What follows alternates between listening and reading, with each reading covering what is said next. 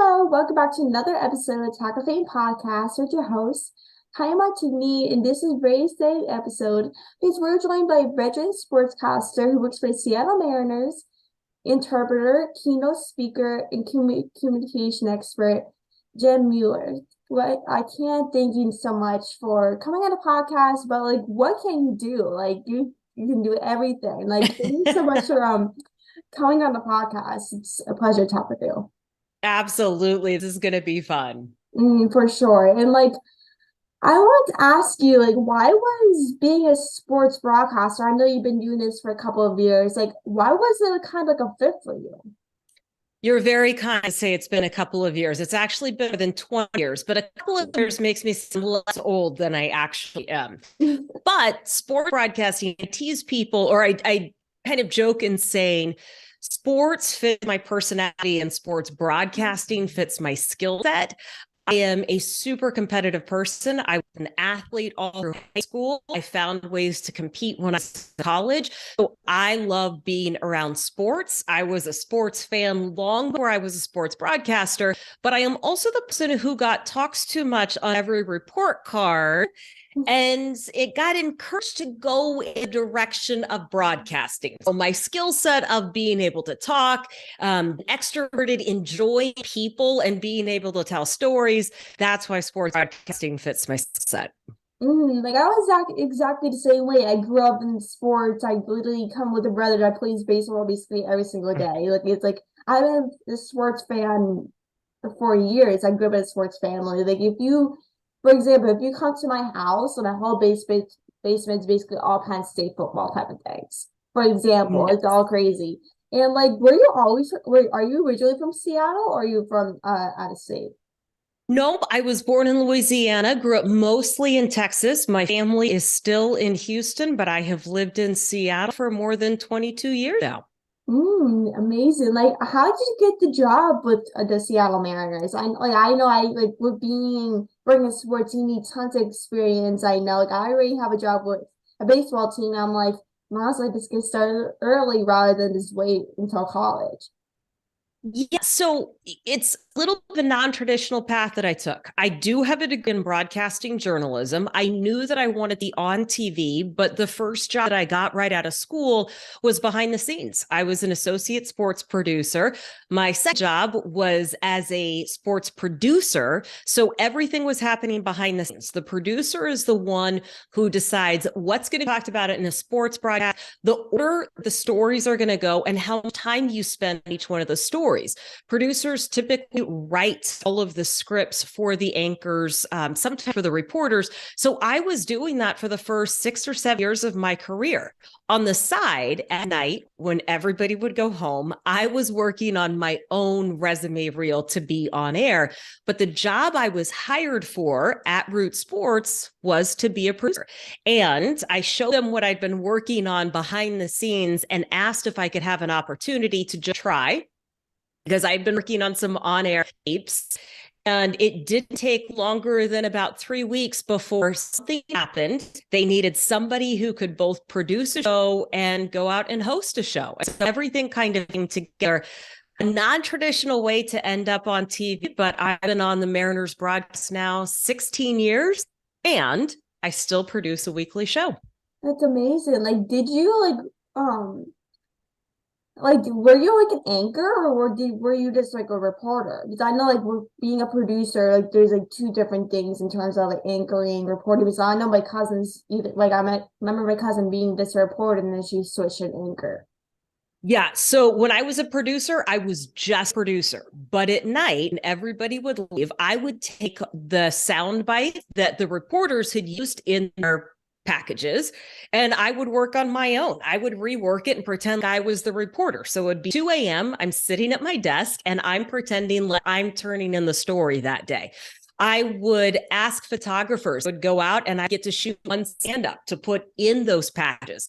I would show my boss, who's also a mentor and a dear friend. He would give me feedback and critiques. And I did this for years behind the scenes where nobody was watching. I've always been more interested in reporting and anchoring. So the difference typically is an anchor is kind of not only are they running the show, but they're at the desk.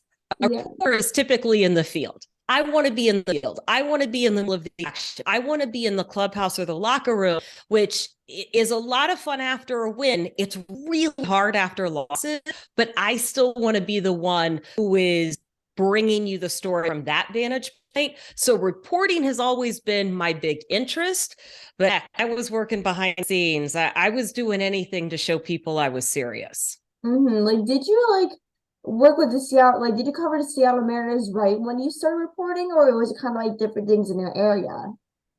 Well, so part of this is when you work for Regional Sports Network, you work on broadcasts that they have the rights to. That was not the first thing that I started to do. We had high school football on our air. And when you're a reporter, the way that you work into higher leverage situations. So if we're kind of thinking about baseball here, right? So you can be a reporter and everything can be taped. It's not live. That's what I was doing first. I would go out and do 30-minute shows where I could be the reporter, but everything was on tape. So if I messed something, we could do it again. If I didn't look the way that looked, we could fix it with some editing. We could move things around, but it wasn't a lot of pressure to get it right with a live audience watching, right? So if we screwed up, it was a pretty okay situation to screw up in.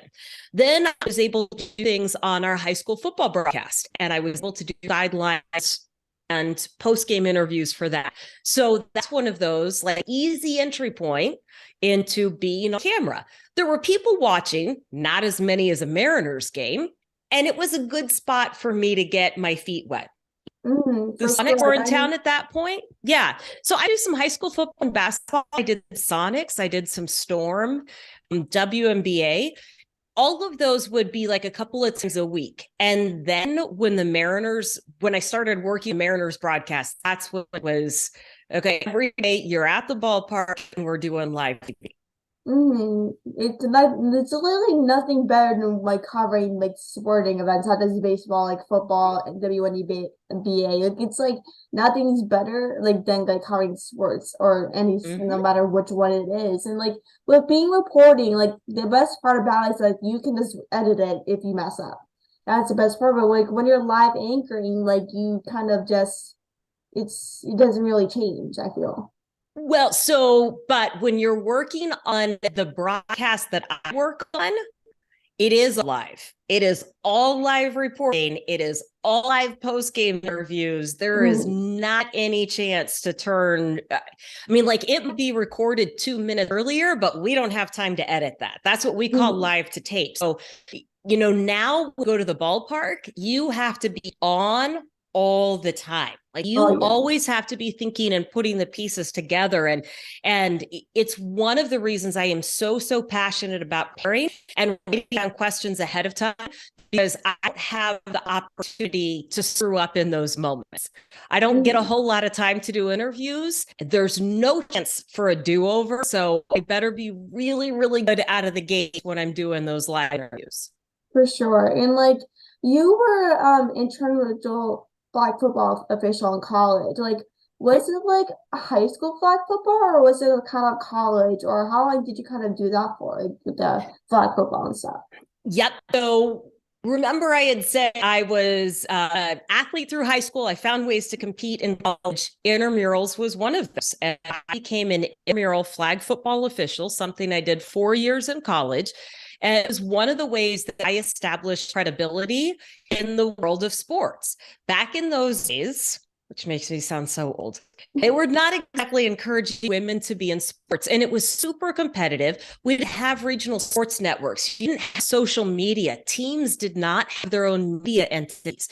There weren't that many sports jobs available. So I wanted to show people that I was serious, and I needed a different angle than any of the guys that I was in class with who had played football before. I grew up in Texas. Everybody loves football. Everybody knows football. But this was going to be the way that I separated myself.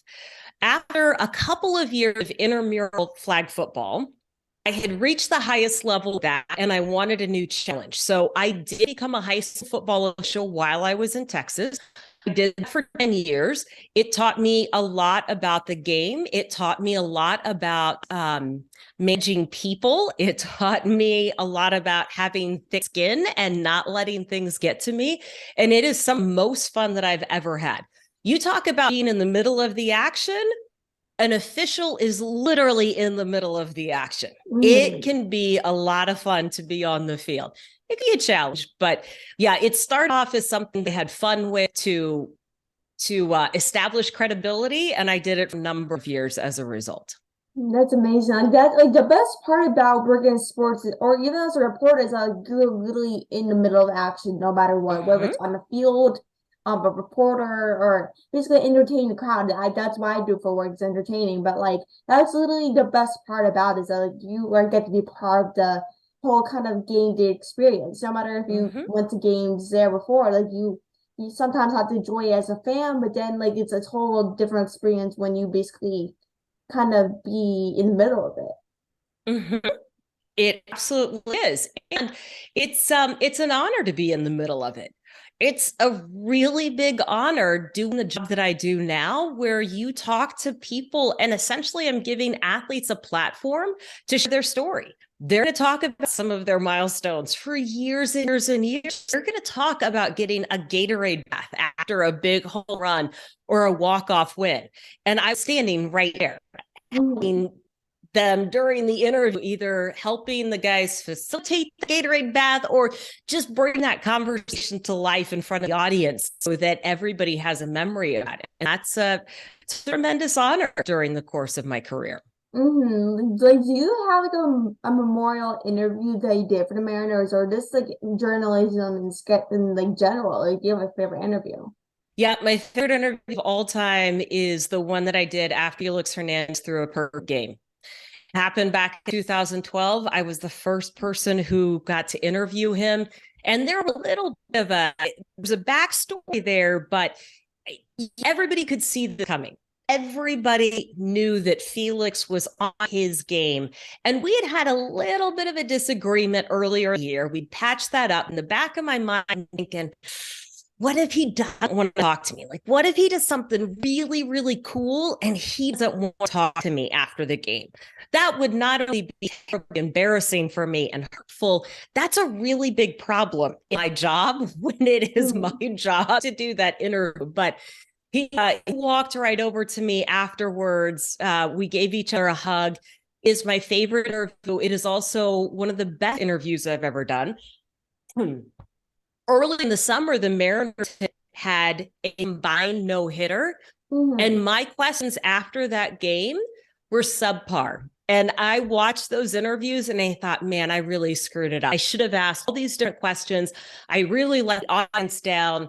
But as the perfect game was unwinding for Felix, or unfolding, I should say, not unwinding. As it was unfolding, I was thinking about how I made mistakes earlier in the year. And I made sure that those questions, those 3 questions that I asked, were really dialed in. It was a great interview. And it is my favorite of all time. That's amazing. Like you like I'm like actually so jealous you got to interview Felix after his like perfect game. I'm like actually so jealous that happened. It is really cool. I've covered a number of no-hitters and seen a couple perfect games in person. It is really cool. For sure. And like with being a woman in sports, just like with being a reporter or something involved in sports, like did you have to deal with giving opportunities to men rather than women while working in sports, or even in college? Like did you kind of have to deal with that?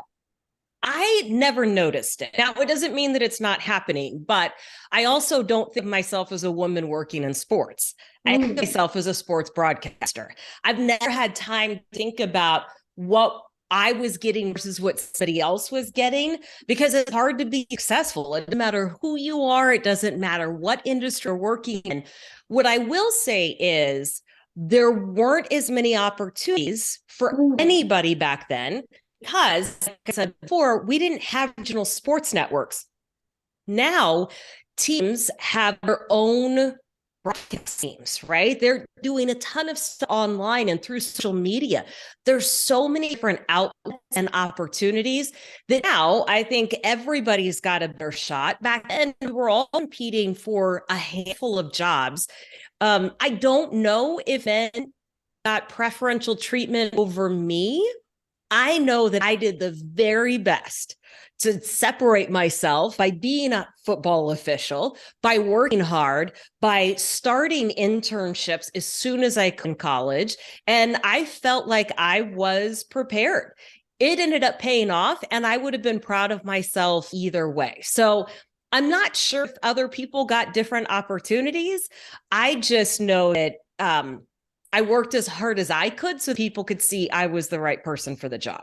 Like I know like kind of like people like to label themselves as like a woman in sports. I know a lot of people do like to label themselves like that. And like even though just sometimes might not have tons of opportunities as a woman, I know that like the key to getting a job, not necessarily in sports, but journalism or whatever you do is working hard, like you said. Like the key is to basically grow as a person. That's really the key to getting a job is working hard and grow like your resume.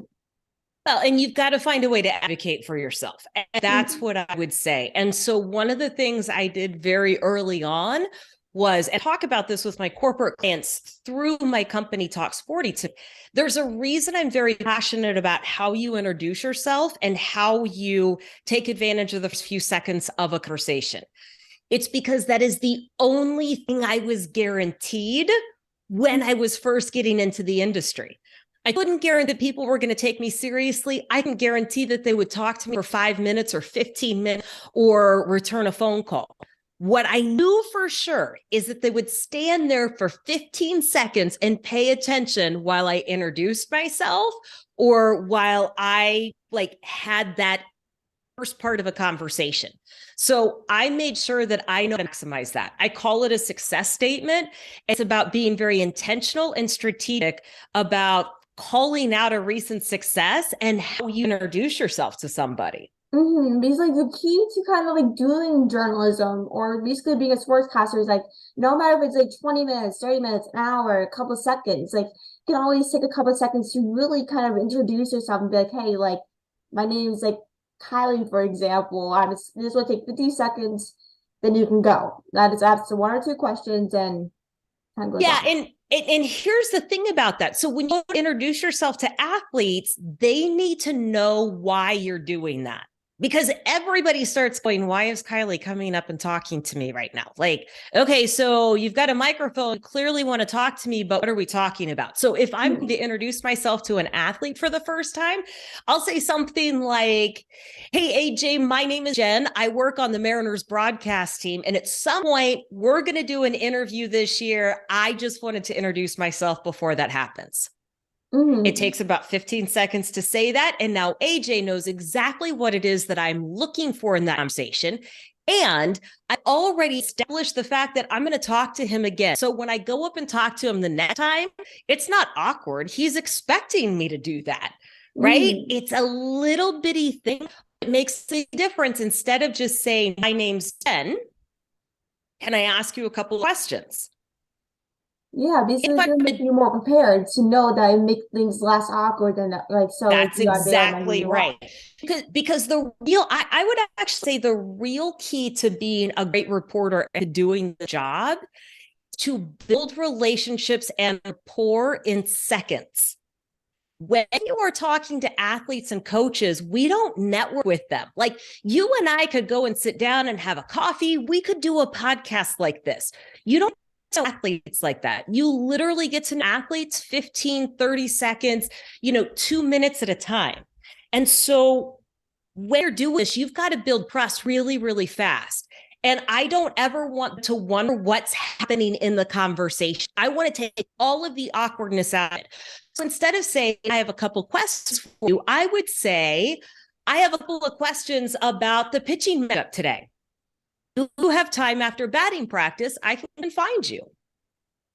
See how that changes things just a little bit? And now they can tell me yes or no, But I've taken all of the awkwardness out of it. They're not wondering, oh my gosh, do I want to answer two questions? Do I have time to answer two questions? When does she want to do this? Oh my God, what are we talking about? I made it really easy for them to yes. But see, if you tell them like what like you specifically want to talk about, it'll make things much easier. Oh Yes. yes, want to talk to you about this for like 2 minutes. So let's say it's like Yep. let's say 2 minutes at a time, whether it's after the game or before the game, after BP. Like it just give them an idea of what you want and what you want to talk to them about. That's exactly right. And there's way too many times in conversations, we keep people in the dark and we create suspense that doesn't need to be there. I want it to be very obvious so that people want to talk to me. If you make it easy for people to talk to you, they probably will. Exactly. And like, why should you get started early when building a resume for college or even a job in sports? Well, I think that it's good to start early if you know that this is what you're going to do. You can find ways to start building the skills. Ultimately, being a reporter, working in sports, working on TV, you've got to get a lot of reps. You not only have to watch a lot of sports, that's like a given, right? Like you should be a sports fan. You're building your sports knowledge base. But there's also things that are going to happen to you. Let's take, for example, it doesn't matter whether you are a reporter, an anchor, or producer, writer's block. Every single one of those jobs requires you to write. In fact, most jobs, right, are going to require you to write. There are days that my brain does not want to sit down and write, and it's writer block. But guess what? If I have a deadline, which I always do because T always does, I got to figure out a way to get out of that. If you know you want to work in this industry, one of the ways you can practice is by committing to writing every day for 10 to 15 minutes. Even if you don't want to, write about that game that you watched last night, write about the game that's come up today. There's so much out there. You can start playing as if what you want to be as a reporter, you can go out and you can get a job that allows you to be a reporter, but you can also start working on those skills right now. The better your habits are and more experience and reps you have, the easier it is to find success when you start getting into the industry. And it does show that you're serious. I mean, there's a lot of competition for internships, jobs across the board. And so it helps show that you have been working on things and that you're taking it seriously. Exactly. Whatever, it's like you're in your 20s or like when you're a teenager, like whether you want to pursue journalism and like entertainment, sports, etc. Like you, like there's ways to get started, not necessarily in a job, so you can always write because every news station or like entertainment, not saying every like entertainment source does, but you should, they most likely if you want to be a writer, they want to see your writing pieces that you wrote. Yep, Most likely. they absolutely do. And like the best way to, if whether you want to cover sports, was to say like you went to a baseball game that day, write about that baseball game or how like that player played or how did that pitcher react that way? Like why do you react that way? Like just things like that. Because like the way you build that writing up to what you want to do, it'll gain better experience and to make you become a better writer. Yes. And one of the things I would add to that is make sure you have a mentor or somebody that can help give feedback and critiques. Because it's one thing to write and it's one thing to write well. You can write a lot of stuff, but if it's not well written and if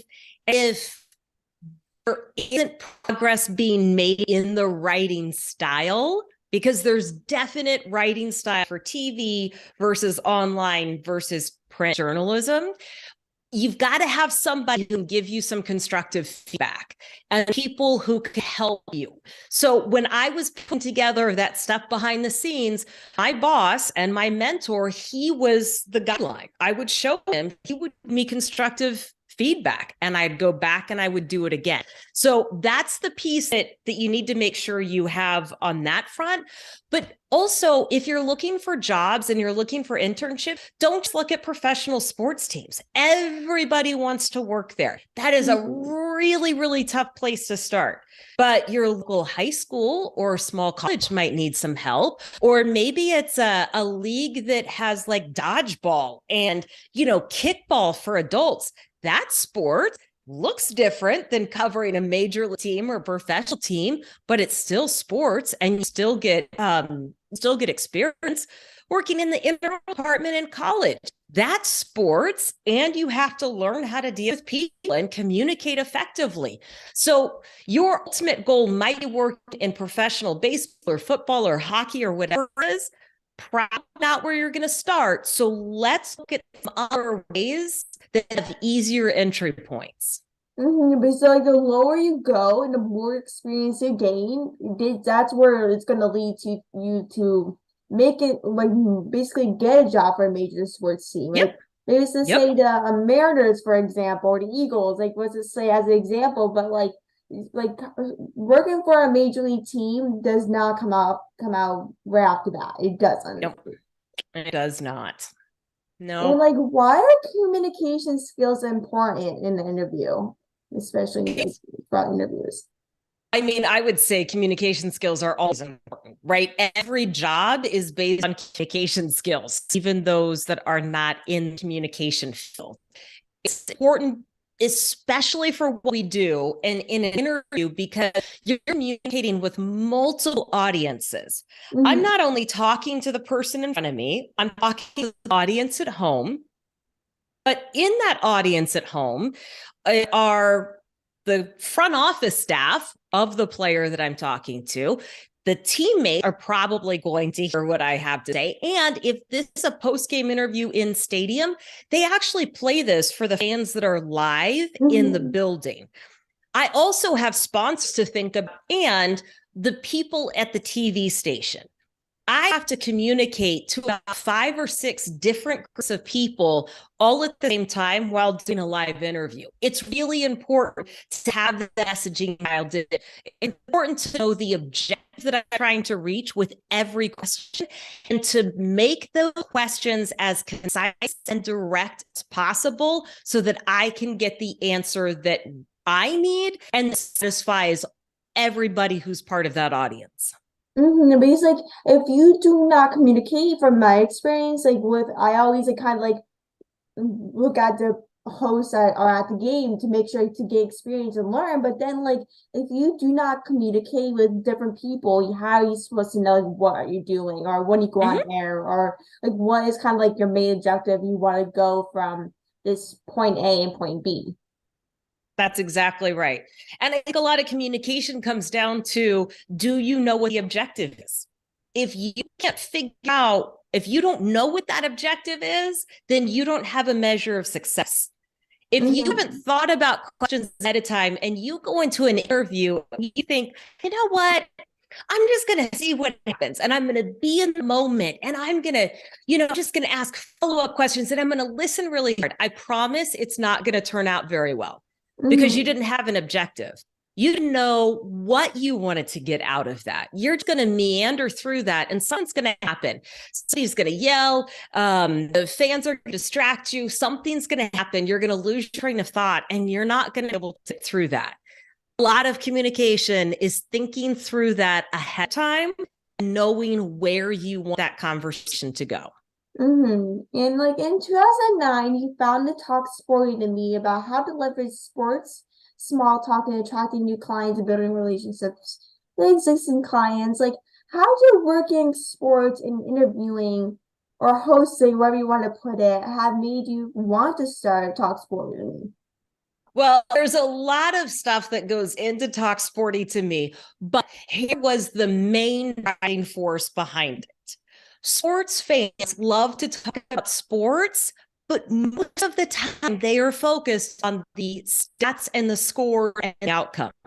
There is so much more you could be talking about during the course of the day.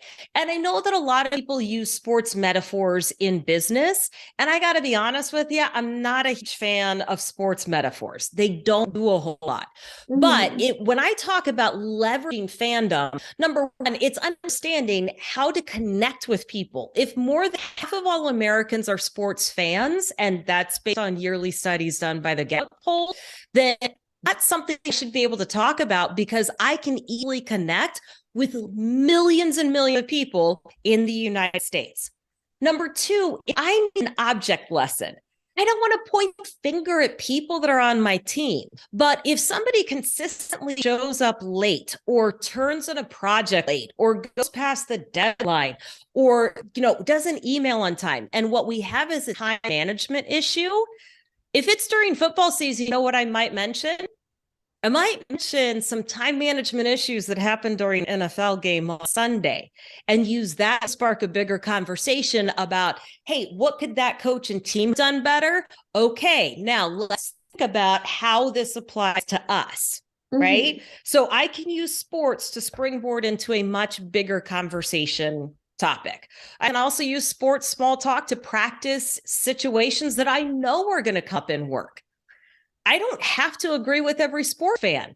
I do need to come up with a way to communicate nicely, right? It's going to happen in business. I'm not going to like everything that gets said, but I come up with a way to communicate nicely. So I'm going to practice when sports conversations so that when the big moments come up, I've got those handled. So sports business, I see a lot of parallels and how to make that useful. And like, what does your company teach your clients about communication or even sports? Like, what does company kind of teach them? Yep. So if you're not a sports fan, I have an entire series of videos called Talk Sporty 101 that is the practical way to become a sports fan. It is not learning the rules of the game. It is about understanding how to engage in short conversations. If you're already a sports fan and you want better communication skills, you'll get all of the things that I do inside a locker room clubhouse that take out 15 seconds that are truly effective communication strategies. It's not communicating more. Because as we've already said on TV, I don't get more time. I have a short amount of time. It's about being effective in a short amount of time. So I teach them how I do that on TV and radio and how I work in business. Because you're not gonna get as much time as you want. Never on TV. Sports, you only get a couple of seconds of airtime, or even a minute if you're lucky. You only get a certain amount of time, and you might not be as long as you hoped. At least get some airtime, even if it's a couple of seconds or even up to a minute, just depending on rules with new pitch clock and all these things. There's a bunch of certain time you need to basically be in an interview, whether whether it's short or long. That's exactly right. And you wrote a book called The Influential Conversationalist, Conversation Skills that Develop Skills. How does this book kind of teach everyone about conversation skills when in an interview or basically communicating with others? Yep, that's one of the business books that I wrote, and it is about being strategic and intentional in the conversations. It's about preparing for all of those instances we've been talking about that most people overlook, but there's ways to communicate effectively in short bursts in conversations that I know you are having every day anyway. So I say it's an intentionality and strategy. That's really the key to every interview. So you need to make the conversation not necessarily off of you talking, but also the guests that you're interviewing talking, because that's really the key to a good interview. Also, research is also a big key to really having a good interview. Because of course you talk to them about their work or whatever you want to cover. You get to talk to basically the audience about their work and how they basically got started or advice or whatever you want to cover. That's exactly right. And you've done great work on this one. Thank you. And in the book, you got Seattle Seahawks player Doug Baldwin for the book. How did you get him to do that. Like I'm a big Seattle Oh, Seahawks fan, so I was like, I had to ask this question because I'm the biggest Seattle Seahawks fan. well, I've been their radio sideline reporter for 15 years. So I have known Doug since he came into the league. And Doug helped me out tremendously. The very first interview I ever did with him in preseason, I asked a horrible question. I don't even remember what it was. He made me look like a genius. We've been friends ever since. So all I had to do was ask, and I am super grateful that he was willing to write it. Like, do you guys still stay in touch, or is it kind of Mm-hmm. like, oh, like the Yeah, one-time nope, all opportunity and it's those. done? Nope, all those guys are still around quite a bit. So I keep in touch with a lot of guys. Yep. That's amazing. Like that's the best part about working in sports is that, like you get to interact with the players and is like make friendships with them and learn kind of about their life, not necessarily in sports, but outside of sports. Yep. And what you learn is athletes are people too. And Hmm. that's really where the connection is. I mean, it's cool that they're athletes, and I love talking to them about their career accomplishments. They are really, really neat human beings, and I Yeah. enjoy getting to know them as humans. Me too. Like that's the best part about my job is that like sometimes like when we get to talk to the players and stuff like we like me and my like I just get excited. I always love talking to players and stuff like that. I grew up literally waiting outside waiting for autographs for the players. Like that's literally before I even got a job in sports because like the best part even with having a job in sports or even outside of sports is that like you get to meet the players and kind of learn about them necessarily if it's your favorite player, but learn kind of more about them and their personality outside of the locker room or even on the field. Yep. Yep. I could not agree more. And like depending on time, what is kind of some advice for sportscasters that are just starting out? I would say stick with it longer than you think it's going to take and find ways to get reps. It is not about the number of people that you know. It is about finding a space to do great work so that people can see you show up consistently and do great work. Certainly meet as many people as you can, but all of those business cards or LinkedIn requests, they're not going to mean anything if people can't see you show up and consistently do good work. Find a spot to do that and be willing to hang in there for a little bit because it takes a few years for it to get really, really good, but it's worth it. For sure. Everything's worth it when you're working hard, right? I think so. Yes. When I get to talk for a lane, I am very, very happy. Me and you both. I couldn't have said it better. But like, thank you so much for coming on the podcast. I really appreciate you taking your time. Come on the podcast. I so appreciate it. And I wish you all the best. And I hope next time I head down to Seattle, which is probably hopefully soon, I'll definitely maybe meet for coffee or something. Sounds good. Thanks, Kylie. Great. Thanks so much. Have a great rest of your day, Jen. You too.